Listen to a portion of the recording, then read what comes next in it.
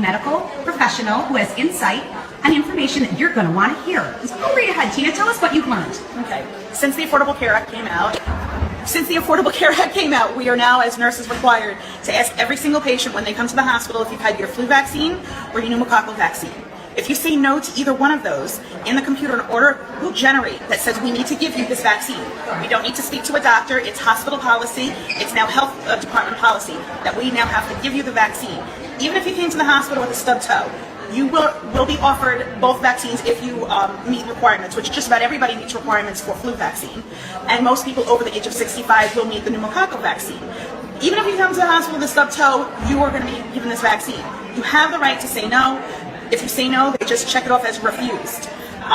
This was never like this years ago. This is a new thing. And tell me what we were discussing before about surgery and your admission that you hadn't had these recent vaccines. Tell me about this protocol, because I don't think that people, in fact, I know that there are many people that are not aware of this. When you go to the hospital, if you need surgery, you need a knee replacement surgery, first they're going to ask you if you've had the vaccines. You're going to say no. Then they're going to say, well, you need to sign this consent. If you're going to have surgery, you need to sign a consent. In the consent, there's a word called Biogenics.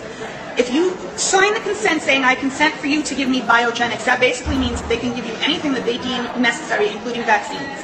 So if you say you didn't get a flu shot, it's flu season, and you sign the consent that says, I agree to Biogenics, they will give you a vaccine even when you're under anesthesia because you already signed the consent. So you might not even know you received the vaccine, correct. Is that correct? Unless you go and get your medical records, you will not know that you got a flu vaccine. They may tell you at the end, oh, by the way, you're now covered, you got the flu vaccine or you got the pneumococcal vaccine. But 2 people now have reported to me last week saying that they got the vaccine, they did not want the vaccine, they didn't know that word Biogenics meant that they're going to get a vaccine because vaccine falls under the title of Biogenics.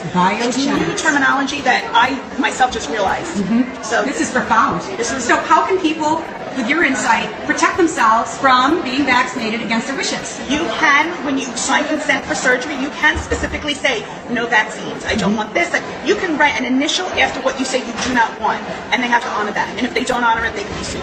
Right. So we do need to be educated to protect ourselves. Correct. So anytime you go to the hospital, yes, you should be aware of their policies. Oh, absolutely. And you said it was Biogenics? The word Biogenics is now being used. In the past, it used to be a consent that basically said we could give you blood products if we feel you need it. We can give you, other medications if we feel you need it. But now with the word Biogenics, it's now including vaccines. Profound. Thank you so much for sharing your truth with us, because this is information that's absolutely going to be saving lives and making a big difference. Thank you so much.